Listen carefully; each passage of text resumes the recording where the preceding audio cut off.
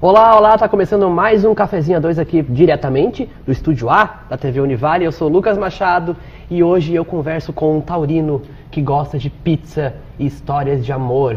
Isso mesmo, né? Eu não gosto de história de amor. Você não gosta de história de amor? Não. Tá, a gente vai falar sobre isso daqui a pouco. Tá bom. Vamos apresentar nosso convidado, Osmar Domingos. Ele é diretor artístico, produtor e performer. Tudo isso, né? Meu Deus. Tudo isso. Como é que você tem tempo para ser tudo isso? É porque não dá pra ser só uma coisa. No contexto cultural que a gente vive, tu tem que ser produtor. Se tu trabalha com arte, você tem que produzir teu próprio trabalho. E o lance da direção artística é porque o Coletivo Sem Título, que é o grupo que eu dirijo, é um projeto meu. Então tem essa questão de que tudo que a gente vai fazer, primeiro passa pelo meu olhar artístico sobre aquele material artístico. Entendi. Obra. Então você você filtra.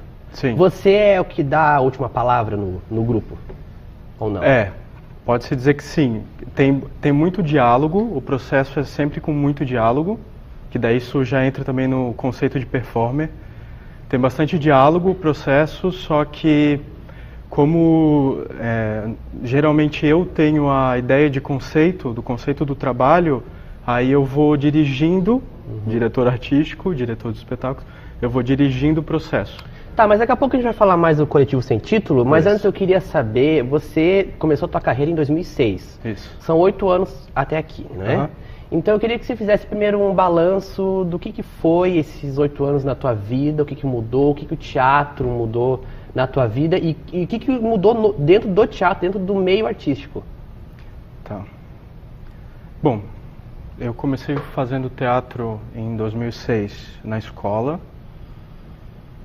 E daí eu gostei, eu não gostava, na verdade eu não gostava de teatro, porque quando eu ia teatro para a escola era assim uma obrigação ter que assistir a peça, ter que fazer relatório depois. Mas daí quando eu fiz esse curso de teatro eu gostei.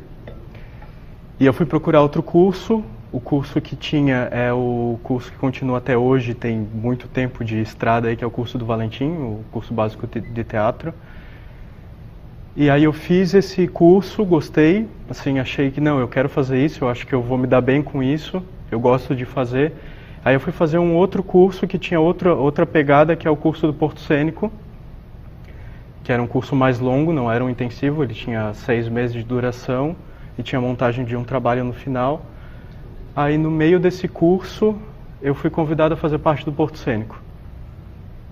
Daí eu comecei... Porque é diferente de fazer parte da escola AECA, que é a escola do grupo do Valentim. Porque o Porto Cênico é um grupo de teatro que tem uma levada de trabalho, de circulação, de manter espetáculos em repertório. Daí eu aprendi a fazer teatro no grupo Porto Cênico. E o que mudou nesses 8 anos dentro do meio teatral aqui catarinense? O que mudou, na verdade... Ou que piorou, não sei. Porque muita coisa mudou, muita coisa aconteceu. A gente, antes em Itajaí, a gente era Câmara Setorial de Teatro, agora a gente é Associação Rede Itajaense de Teatro. Então tem mais coesão esse grupo. Surgiram outros grupos de teatro, o governo de Santa Catarina continua o mesmo, então esse não mudou, está sempre difícil. Surgiram outros editais, o edital de eventos em Itajaí, né? O edital de eventos comunitários, o edital de compra de espetáculos. Lei Rouanet? A Lei Rouanet é um problema, né? Porque assim, você pode escrever teu projeto, ele é aprovado, só que daí você tem que captar. E geralmente consegue captar os bambambãs da mídia, da Globo, sabe? Porque eles as empresas que patrocinam querem um nome forte que leve a marca. Entendeu? Agora que você falou em artistas da Globo, a gente tem o Teatro Municipal de Itajaí aqui. Você acha, na tua opinião, que o Teatro Municipal, ele é um teatro, é um palco aberto mais para os artistas catarinenses daqui da região de Itajaí, ou ele está mais aberto para espetáculos de fora, grandes produções? O que tu acha? Ótima pergunta. Muito obrigado. E agora eu vou falar o seguinte. O Teatro Municipal, na gestão passada, que é a gestão do governo popular, ele era bem aberto para os grupos de Itajaí. Por quê? Porque os grupos de Itajaí não pagavam taxa para apresentar. Então sempre tinha programação, a gente sempre estava dentro do teatro, tanto ensaiando como ministrando o curso de teatro e apresentando, né? Apresentando teatro. Mas daí tem um problema. A gente tem um evento chamado Itajaí em Cartaz. Esse evento a gente sempre conseguiu, ele é um evento já que vai, se eu não me engano, está na 7ª edição. E é um evento que todos os outros anos anteriores a gente conseguiu a isenção da taxa do teatro, que é de R$390 por apresentação, que eles estão cobrando para os grupos locais, né, os grupos de Itajaí. Só que esse ano, a gente ainda não sabe porquê, e a gente está tentando reverter esse quadro, a direção do teatro quer cobrar todas as apresentações, essa taxa de R$390 para todas as apresentações, o que dá mais de R$6.000. E o Itajaí em Cartaz é um evento patrocinado aprovado via lei de incentivo e tem 40 mil de orçamento. E isso dá, sei lá, mais de 10% do valor do evento. E a gente não consegue identificar ainda por que nos anos anteriores essa taxa foi retirada, a gente não precisou pagar essa taxa pelo cunho do evento, pela grande programação, e agora eles estão cobrando essa taxa. Então, sobre essa questão do global, sim, paga uma taxa.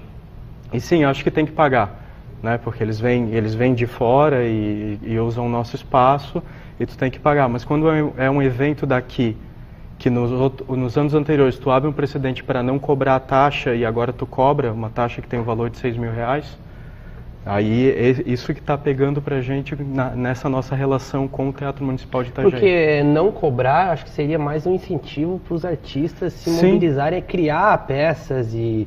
Isso aconteceu agora, abriu o Teatro Municipal de Balneário Camboriú, né? Sim. Então vocês também estão pensando em fazer alguma coisa por lá ou não?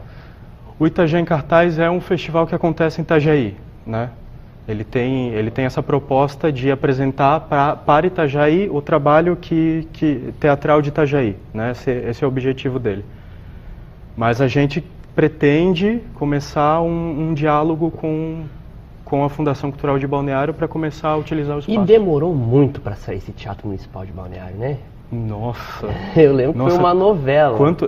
Eu falei assim, quando no dia da inauguração fizeram uma postagem, daí eu respondi assim, nossa, tava com tanta saudade daqueles tapumes cobrindo a construção, assim. Por essas dificuldades, você já pensou em ir embora daqui? E tentar uma vida no eixo Rio-São Paulo, onde as coisas... Sim. Tem mais concorrência, mas também é mais fácil, né? Mas assim, como... eu acho que para mim acaba sendo a mesma coisa, porque tu recebe mais atividade cultural, né? Porque tem sempre coisa acontecendo, principalmente em São Paulo, mas o Rio também tem sempre coisa acontecendo.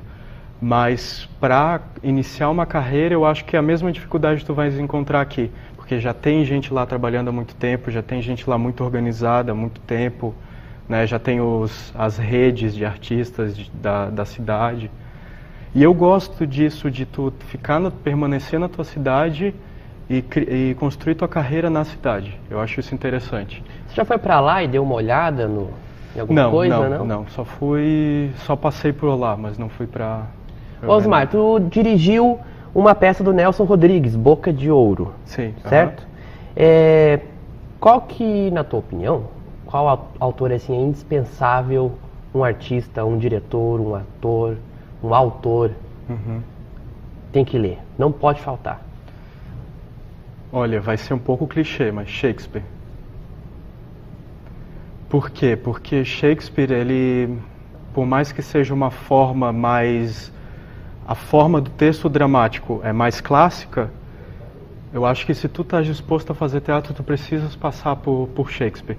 Até porque tem uma coisa legal acontecendo na contemporaneidade, no teatro contemporâneo, pegar textos de Shakespeare, Hamlet principalmente, que é o texto mais montado do mundo, e transformar em outra coisa. É como que se tu pegasse aquele texto que é atual, porque tem a ver com corrupção, que é o filho que o pai do Hamlet é assassinado pelo tio para que ele consiga ser rei, né? E a mãe de Hamlet acaba se casando com o tio que matou o pai, então tem todo esse lance da corrupção que dá para traduzir para o nosso momento atual.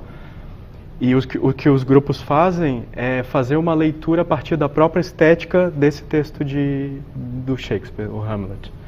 Eu acho que o autor que não pode faltar é Shakespeare e o brasileiro é Nelson Rodrigues, com certeza. E aí eu aproveito para te perguntar, qual que foi a coisa mais Nelson Rodriguiana que aconteceu na tua vida? Olha que pergunta. Meu Deus!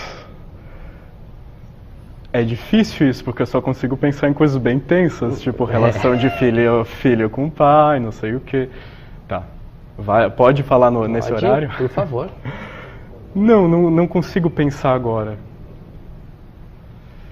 Nisso, Nelson Rodriguiano, assim. Eu acho que toda confusão de família tem uma coisa Nelson Rodriguiana. Porque o que o Nelson Rodrigues fazia, ele abordava a família de um jeito muito íntimo, as neuroses dessa família. Então a minha família é neurótica. Aí eu acho que toda a confusão que acontece, eu acho meio rodriguiana. Assim. Tu é um cara neurótico, então? Como é que você lida com a tua neurose? Eu sou ansioso, muito ansioso e sou neurótico. Ansioso de tomar ansiolítico e essas coisas ou não? Não, ainda não, mas deveria. Acho que deveria, porque eu ajo muito por impulso, eu sou bomba relógio, assim. Eu fico ansioso com aquilo, daí quando acontece eu meio que explodo, sabe? E ajo por impulso. Aí eu quero tomar isso, depois você anota pra mim, por favor, tá bom. Eu quero tomar. Qual que é o papel do teatro hoje? É só entreter, dá pra educar, dá pra se informar? Como é que você vê isso? Eu acho que existem vários tipos de teatro e cada tipo de teatro cumpre uma função diferente. O teatro que eu quero fazer é um teatro que é uma pesquisa, é a minha própria pesquisa, que é um teatro estético, é um teatro que vai te pegar pela fruição, que vai trabalhar questões humanas, mas não de forma didática, não querendo resolver nada, né? A gente vai apresentar esteticamente as questões que interessam a gente e o público vai processar isso como obra de arte, entendeu? Por via mais sensível. Mas existe sim o teatro que educa, existe o teatro que entretém, mas não é o teatro que tem me interessado. E é legal ver o teatro, ele é aquilo desde que nasceu, né? Porque desde que mundo é mundo, o teatro está aí. Mas hoje ele tem concorrentes, né? A televisão, o cinema, às vezes até a internet. Como é que se faz para não morrer o teatro? Como é que você mantém vivo a arte do teatro? Isso é legal porque eu estava pensando esses dias que o cinema é para o teatro, representa para o teatro o que a fotografia representou para a pintura. Porque o teatro ele representava, por meio da cena, ele representava a realidade antes do cinema. Mas quando o cinema começou a exercer esse papel, aí o teatro perdeu essa função de representar o real, de tentar reproduzir o real em cena. Eu acho que o teatro, o que ele ganhou depois do cinema foi uma autonomia, ele é uma linguagem à parte, ele já não representa mais o real, ele constrói uma realidade própria. Entendeu o que eu estou falando? Assim, ele já é uma linguagem por si, já pode ser lida como uma linguagem autônoma. Então eu acho que não vai morrer porque é uma linguagem única, né? Assim como o cinema, assim como a televisão, tem as particularidades. Claro, claro. E estamos terminando o primeiro bloco com o diretor artístico, o artista, vamos dizer assim, o artista Osmar Domingos. Daqui a pouco a gente volta com mais papo, não sai daí.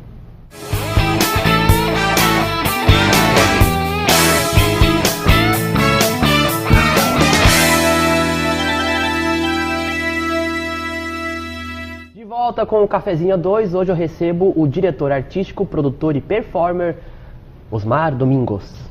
Osmar. Oi. Na hora que você está no palco, esse é o teu momento de se sentir livre? Como é que você se sente lá em cima? Não me sinto livre. Na verdade, a minha vontade é trabalhar só com direção. Com a direção dos trabalhos do coletivo.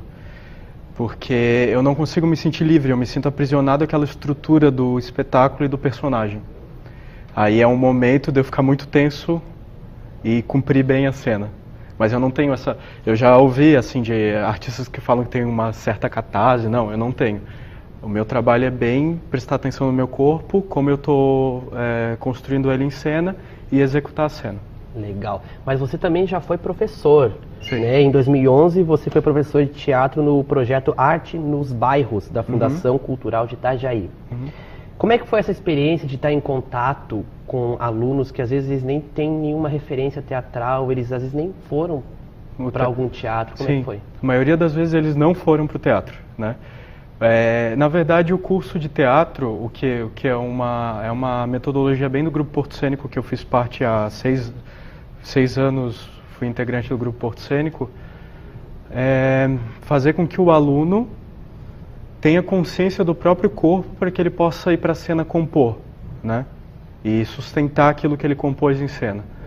Aí o mais difícil, além da falta de referência teatral, da cena, dessas questões mais artísticas, tem o problema da consciência física, que eles pouco trazem, ou tem muitas manias físicas que eles trazem já de falta de conscientização do próprio corpo. Você tinha alguma mania física? Sim, eu tinha os pés muito voltados para dentro e o joelho também, né? E daí isso tira a estabilidade do corpo.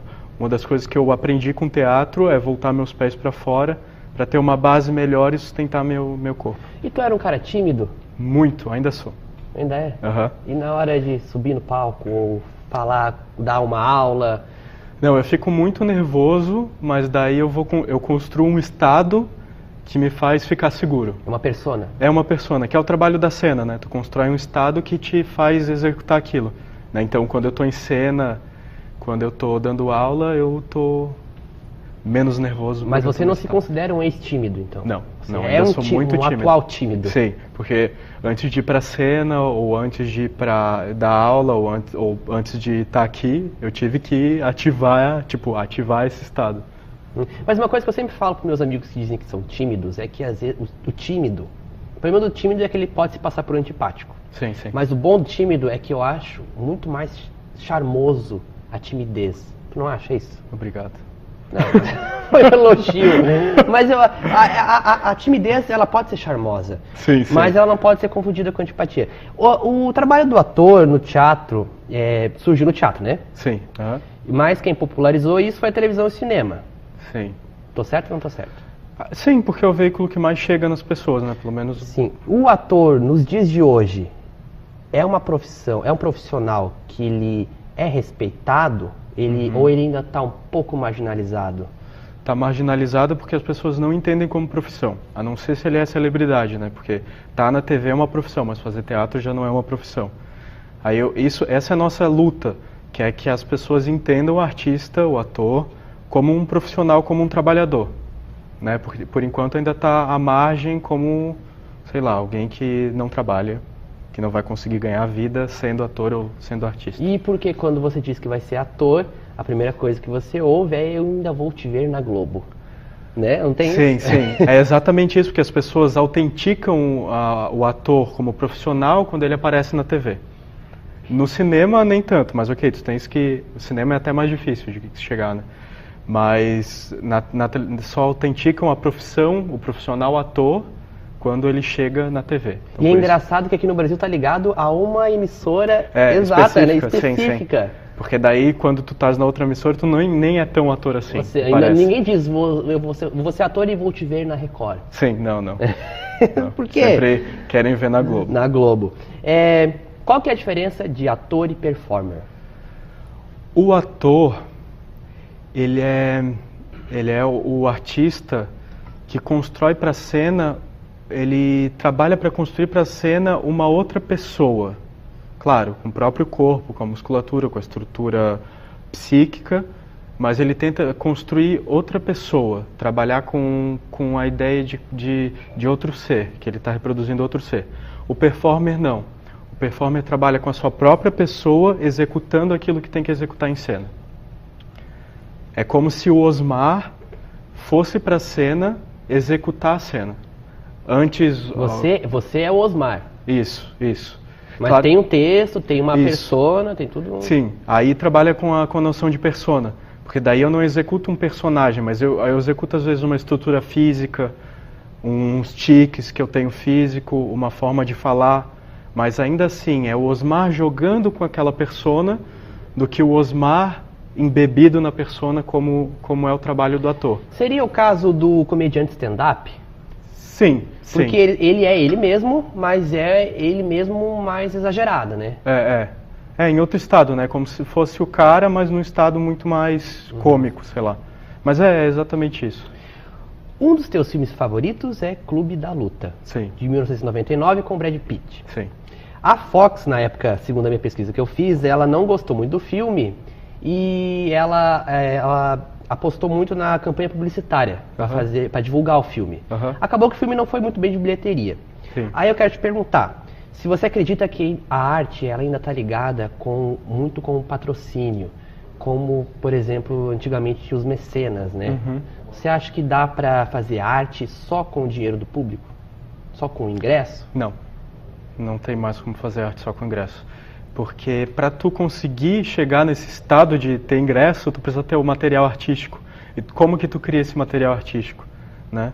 Eu acredito que tu tenha sim que ter um patrocínio, que tu tenha que correr atrás de lei, de edital, de patrocínio privado, que é bem mais difícil, mas que é essencial que tu tenhas algum patrocínio. Porque senão tu não consegue criar um material artístico que precisa, que é bom, né? Que é bom que tenha, que tu possa pagar os atores ou performers, que você possa pagar a tua equipe, possa pagar cenário, figurino, toda a estrutura e ter a obra para poder apresentar para esse público e daí continuar ganhando um dinheiro a partir da bilheteria. Hoje tu consegue viver só com o dinheiro dos teus espetáculos, das suas produções ou não? Não. Eu tento, mas não consigo. Porque é essa questão, assim, tu circula, mas para ter essa circulação, principalmente que a gente está no começo do grupo, né? Então, para tu circular e começar a apresentar e participar de projetos, você precisa ter o trabalho. A gente ainda não tem o trabalho estreado. Agora vamos falar um pouquinho de novo do Coletivo Sem Título, que é o teu grupo de teatro experimental.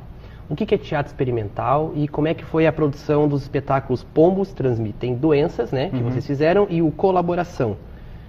Como é que é? Sim. O Coletivo Sem Título, o que é teatro experimental, a gente usa esse termo teatro experimental porque a gente se apoia mais na tentativa do que no acerto.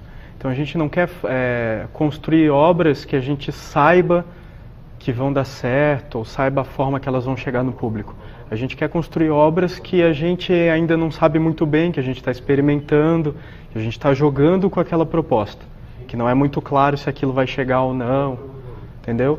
É mais isso, assim, de tentar do que tentar acertar. O Pombos Transmitem Doenças é uma peça de rua que a gente está montando ainda, a gente vai estrear agora no TG em Cartaz. E a gente falar um pouquinho sobre o trabalho, assim.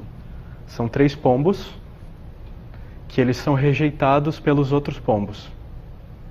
Então, rejeitados, eles não conseguem mais comida e eles estão carentes e eles vão para a rua encenar uma peça das primas deles, que chama Gaivota, que é uma peça que existe, que é do Chekhov, para tentar ganhar aplausos. Principalmente aplausos porque eles estão com fome, mas também estão mais carentes, assim, porque eles rolou toda uma rejeição.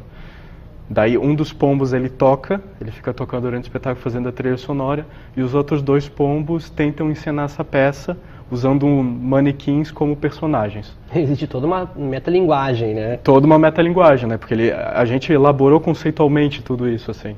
E daí eles vão ver se eles conseguem ou não agradar o público com essa encenação.